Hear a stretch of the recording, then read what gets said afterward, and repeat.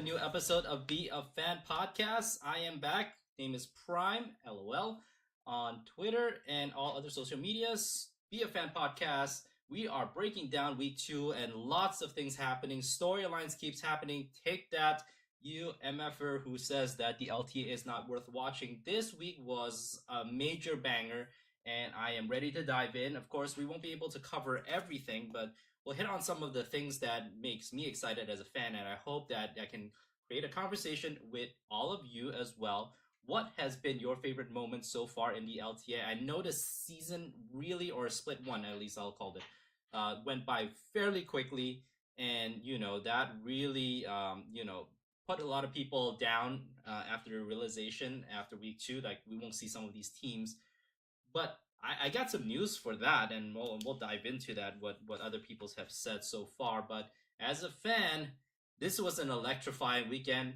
I wish I was sitting down and watching all the games. I can't lie to you. I can only dedicate certain amount of times on Saturday and Sundays to watch the games in entirety. But the stories, the drama, everything that unfolded out of it just really kept me engaged, and I hope it did the same for you. So again, if you want to connect with me, Be a Fan Podcast on Twitter, Be a Fan Podcast.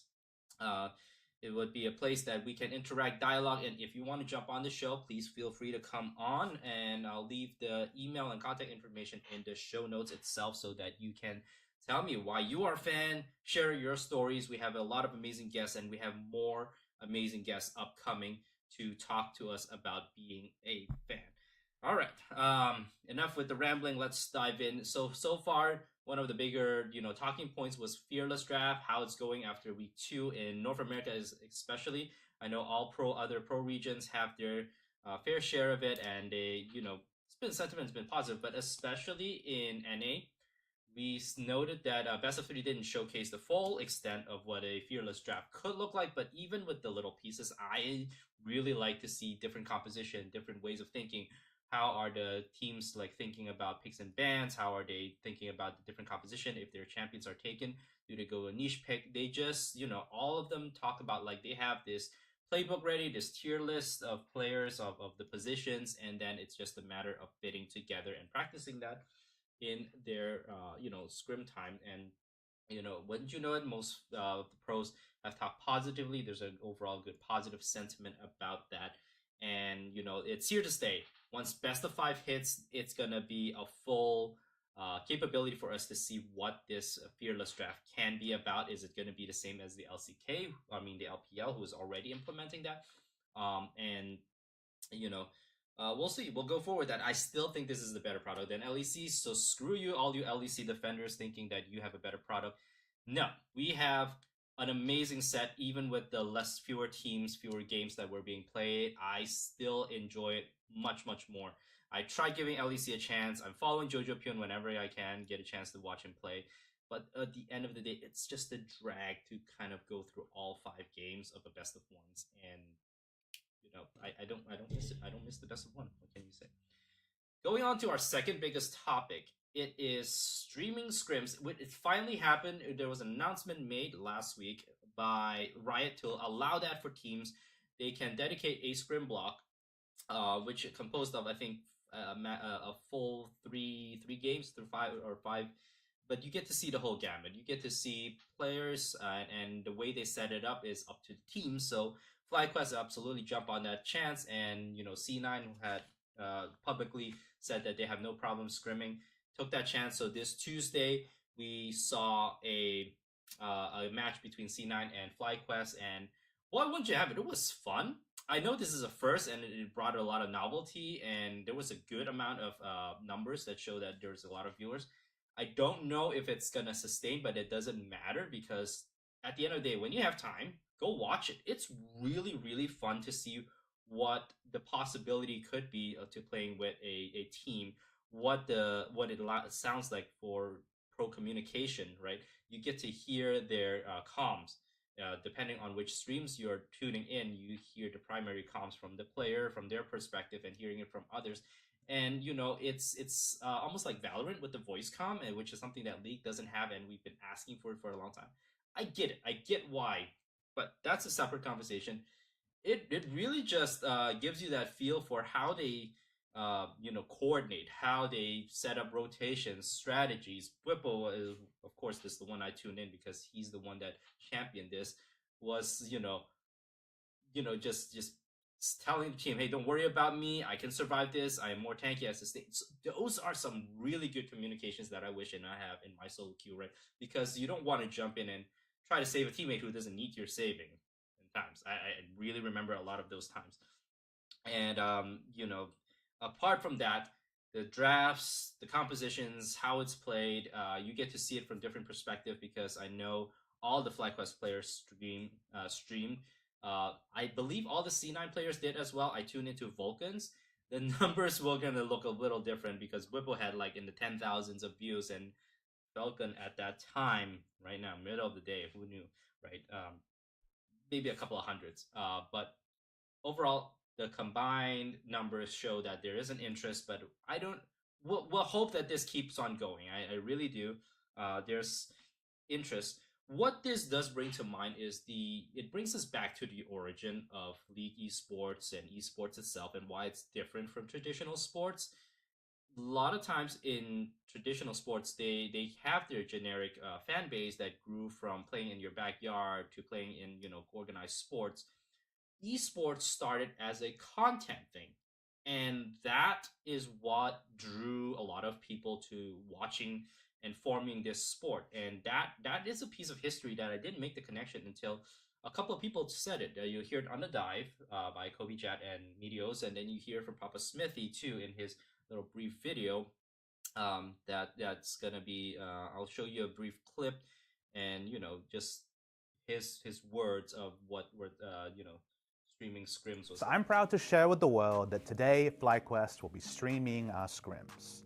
Now, this is not a leak. This is, of course, inspired by what Kadra and Lost Returns have been doing over in the European space to most of our viewers, but to OG League of Legends fans like myself, I actually think back to the heady days of the early evolution of just Twitch streaming in general. We're talking about Team Solo Mid and other heavy hitters like Counterlogic Gaming, Epic Gamer, and Team Curse battling it out in competitive matches against each other, getting themselves ready. We're talking about pre-LCS matches, let alone the early days of the LCS more than a decade ago. Now, fast forward to 2025 and the LTA, you at home might be thinking, okay, I sort of understand the concept, but what am I getting? And you can watch the rest of it. It's on Twitter.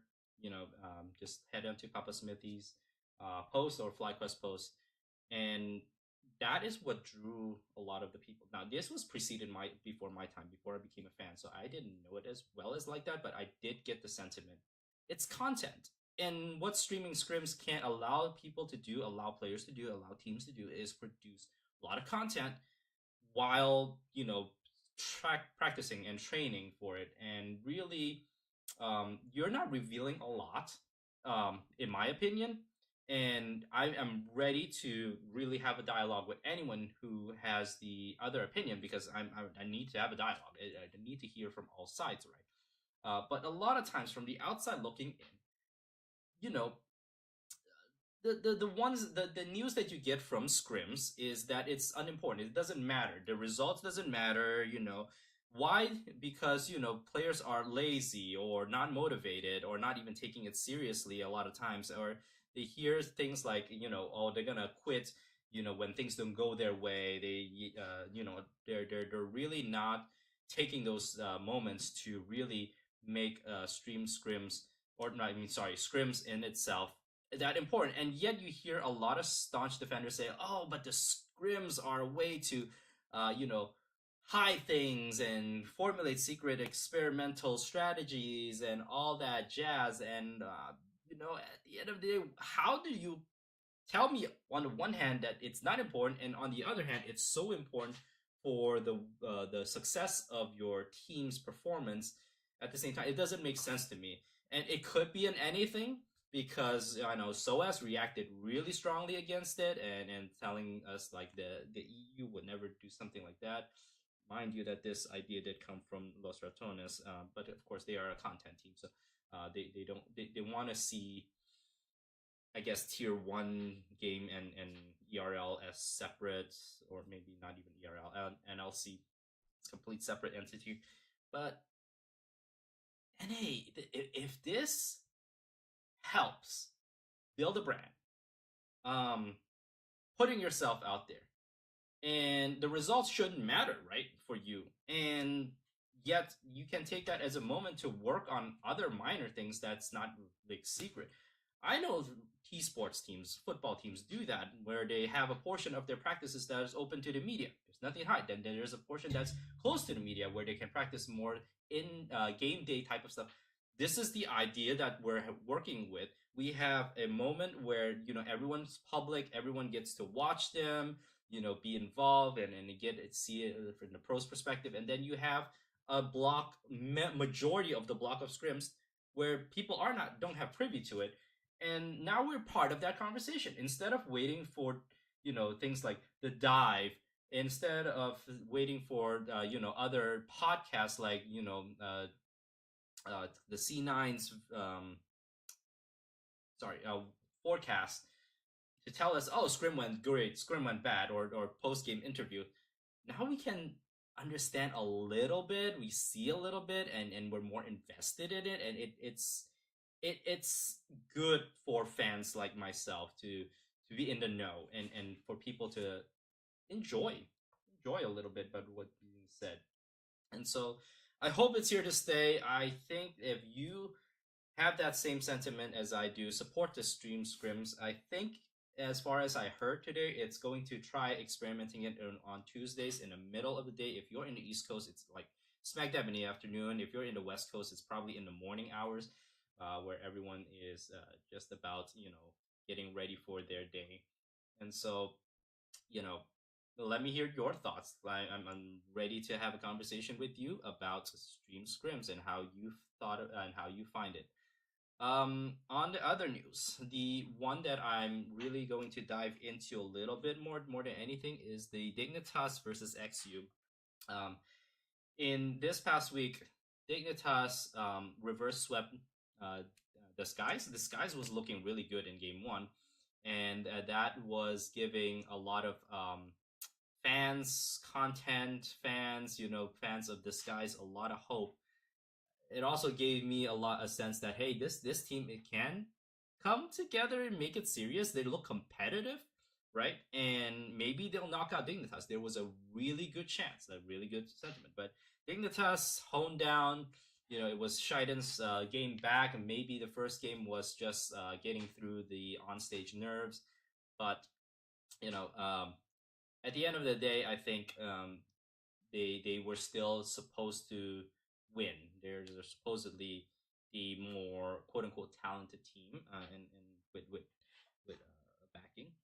But the news of the game, well, let me first say this: I really love it for my man Surdy. He's really continued to show up really well and really should reinforce the idea that the NACL has a lot of talents, that North America has a lot of talent that we can build on, and that we don't have to rely on imports. And he's one of them. And he bided his time. He understands and conducting himself in a very, very professional manner. Now, speaking of professionalism, this is something that I think Dignitas as an organization does not have. And there is a big, unfortunately, there was a lot of storylines, and this one took my attention. I don't think it took too many people's attention afterwards, but at the end of the day, Dignitas tried to trash talk back against their former player XU. Now, mind you, if you don't know the backstory, let me give you a quick TLDR rundown. In summer of 2024, XU was already part of this team. He played well in spring. Everyone was talking how great he looked for Dignitas, and that Dignitas has someone to build off on. And finally, Dignitas has some semblance of relevancy, I would say, in terms of in the league esports scene. And yet, when it comes to the summer, Dignitas decided to go a different way. This is not new. Many league orgs happened, but how it happened was disgusting, in my opinion. A lot of people on the internet kind of has this similar sentiment. Days before the summer start, they tell XU goodbye. We are going with Speak Up. You know, in its own right, Spica at the time was considered a better player, even though he hasn't played for quite some time, for a split or more. But XU, who gave his heart and soul for this team, who wanted to prove himself, it was promised for at least a year that he'll be under contract with Dignitas, was shown the door, no backup plan. And again, do I have to say it again? Days before this split started, kicked out, and now you have a kid who has no sufficient or stable income, living in one of the most expensive cities of the United States. And Dignitas can only say goodbye. They did that to Tomo as well. You're right. They did that to Rich, and Dignitas failed. I really think that's justified and deserved. Outside of that, that's how dirty they did XU. Now, that's the context. Then, naturally, I think justifiably, XU should be trash talking down this organization. The moment he got through, he landed on his feet. Thankfully, so did Tomo, and I think Rich is back in the LCK too and playing in a tier 1 org. Thankfully, these players, based on their own talent, were able to find opportunities. But this is not going to happen for every single player. Let's focus back on XU. I'm getting off track. XU found himself in disguise. Justifiably, takes jabs, trash talks. I haven't seen him much of it, but I don't blame him when he is able to go off on this organization that did him dirty. And, constantly talking about it. He's building up on that, rivalry, or if you want to call it a rivalry, he's building up on the sentiment. It's really a good way of using that as their content, as a showmanship kind of thing. No problem with that at all. Losing, he also took that with grace. I saw his tweets. It's not shown here, but I think he even said, "Good game, well played, Dignitas." Nothing but professionalism from this player. Respect, but see his response. Sorry, it's right there. It's right there. When I'm done, I'm gonna write Digga Manifesto. Continue with his. It's his way of building up that this hatred of sorts. I would consider both justifiable hatreds and showmanship, because he's not bitter. That's the difference, right? If he was bitter, he really resents this org. But there's some showmanship here. He plays it off, at least publicly, professional all the way. What does Dignitas do after the game? We're sad to announce we're kicking XU from the LTA for another split. They took what they did to XU. Remember, the firing, no plan in place to take care of those players when they let them go just because they don't care about the players. That's just what it screams like. And then make a joke out of it. Make a joke out of it. Sorry, I don't know why this went away. And after, that's what got people really upset, myself included, about like, hey, you can take all other things. You can have other ways of jabbing back, of hitting back, of clapping back. Trash talk is encouraged into a level.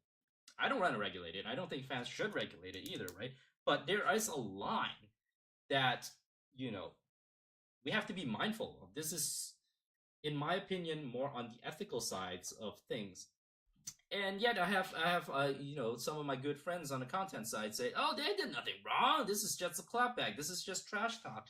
No. You have a lot of different things to say. You can talk about XU's trash talks and hey, good luck with the shit talking for another 2 months. I hope you get better at that. Perfectly fine. You take that experience where you put someone through hell of scrambling to find work after you promise work and make a joke out of it. It just shows that the org had zero regret, zero remorse. They feel like they did absolutely nothing wrong in the way they treated their players. That is what's disgusting to me about how Dignitas responded to it. They have since taken down this tweet, but once you put it out there, it lives forever on the internet. We have screenshots of it. And I've watched some Dignitas fans even on that same day on socials just be like, I'm done with this org. They changed their allegiance, and I say good for them. That's awesome. And yet I'm gonna disagree with some of my friends and other contents who says like, this is just banter, this is nothing wrong. He what I do agree with what some of them have said, they should not have taken it down. Stand by it. Show how terrible of an org you are because you don't think things through. You have zero PR experience. Okay, I'm not being fair. I'm speaking perhaps out of emotion. You have not thought through things, and I hope this is a learning experience for whoever is doing the socials for Dignitas.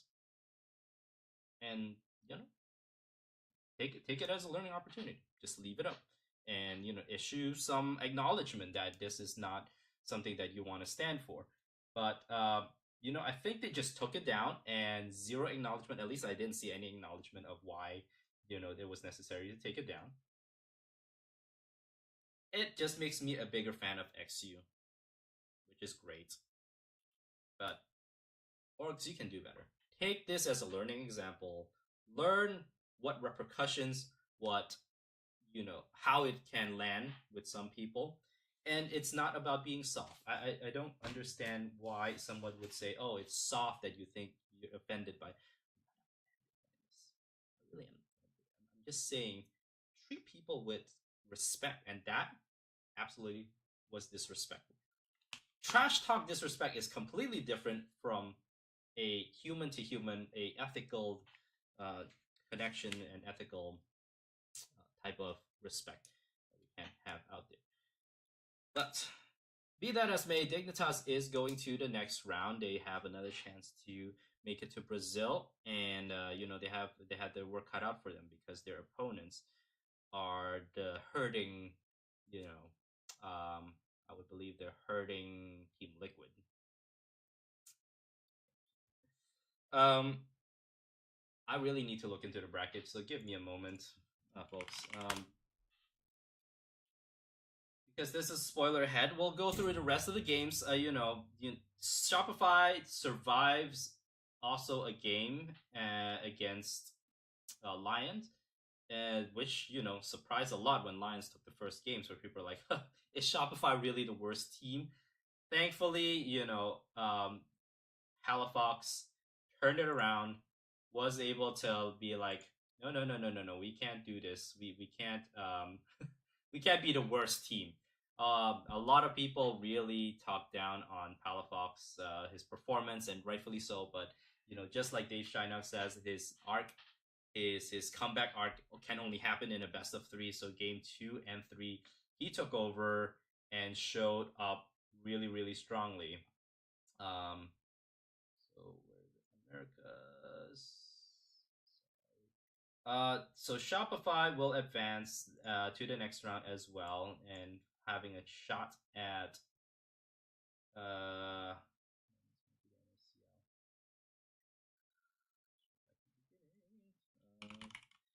Shopify will have a chance against to make it to Brazil going forward. Let's go and look into the next game, which is a huge upset. On Saturday, we have C9 against FlyQuest and 100 Thieves against Team Liquid. We'll start with 100 Thieves against Team Liquid first. This was supposed to be everyone expecting Team Liquid to just rock and destroy and just move on taking care of business, and that's not the case. Team Liquid looked really bad in game 1, and then they were not that better in game 2. Right?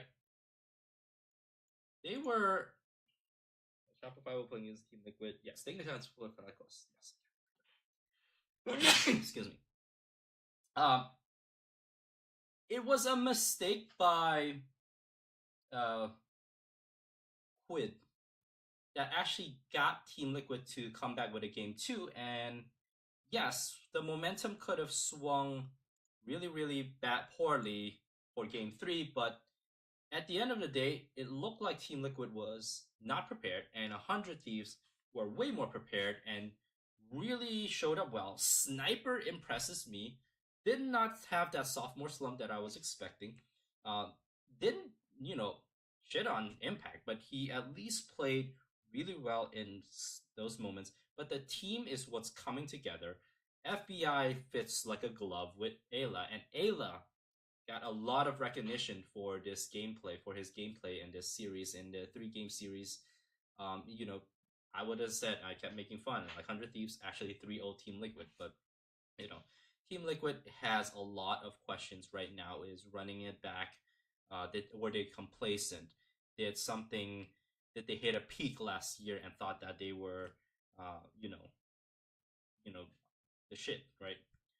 But you have Omti and nothing against Umti, but the fans, the community noticed Umti played bad, and we're gonna have to see him how he performs next week. And lastly, one of the I guess bigger upsets for me as a FlyQuest fan, right? C9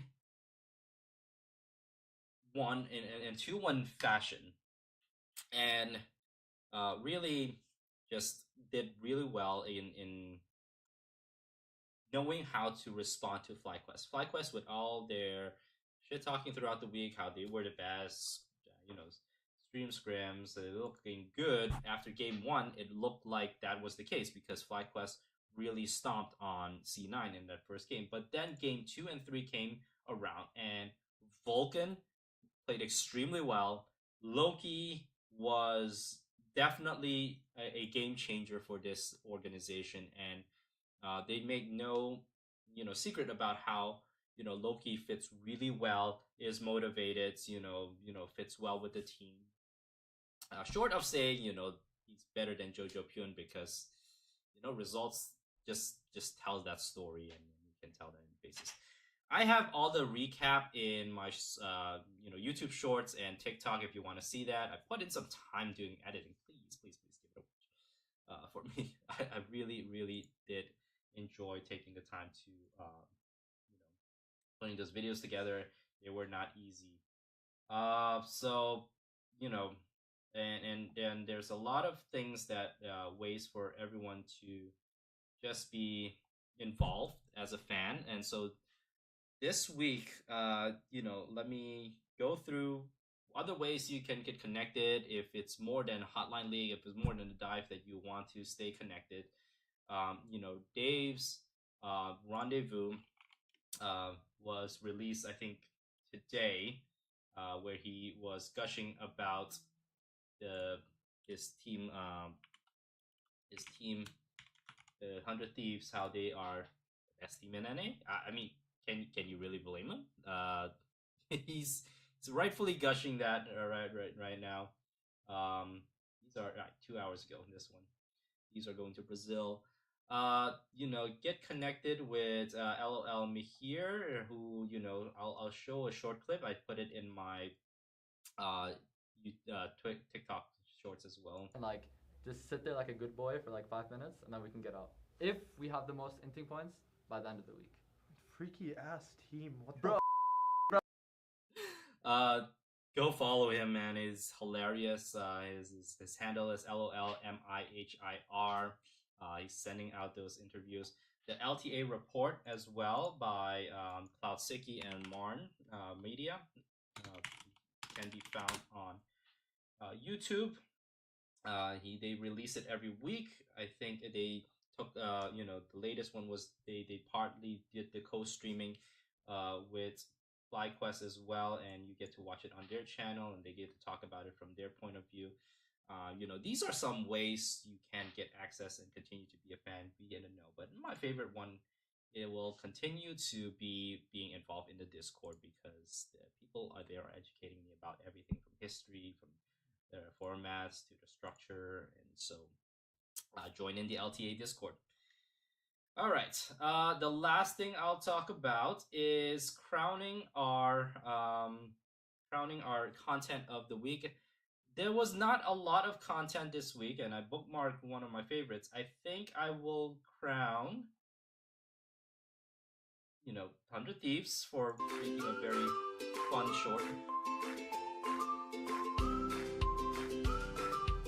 What's a life like as an LOL player? And then, again, I will definitely give it to people at where's Shopify? They had a good one. Shopify, Rebel Log.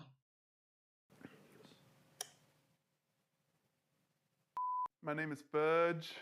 I play top lane for Shopify. Yeah. And then my third place goes out to FlyQuest. 저 그렇게 많이 안 합니다. 그냥 근데 이제 제가 한 번씩 이제 진짜 해야 되는 상황이 나올 때 해가지고 이게 다 좀 욕 알려줘가지고 다들 게임할 때 욕 많이 쓰고 평소에도 욕 많이 써요. Quad is becoming a person on his own, and he's becoming a personality that we all can connect to. I love TL, like, what TL did. Like he's pointing a laser, My goodness, He great. spawns some mobs, Mm-hmm. And Your turn. okay, I'll go next one. It's a Bengals. No. Is that Bengals? No. Okay, so this champion had a skin with Louis Vuitton, and it was pretty like Kiana. yes. Ah. This Love it. I love these things. So, I'm keeping looking out for it. I hope to have them collected before the beginning of the weekend. Remember, this week is only one day of League, which I don't know why they schedule it around Super Bowl Sunday. But yeah, gotta have a talk with these people. It's like they're so detached from what's happening in the United States and who's going to be taking away from the viewership. But until next time, folks, I hope you enjoyed the show. I hope you at least shared with someone. I'd like to hear and have a dialogue with you all what we talked about today so far. Stream Scrim, Fearless Draft, XU's like a treatment, or Dignitas arc, villain arc. That's just what I'm gonna call it from now on. So until next time, folks, be a fan.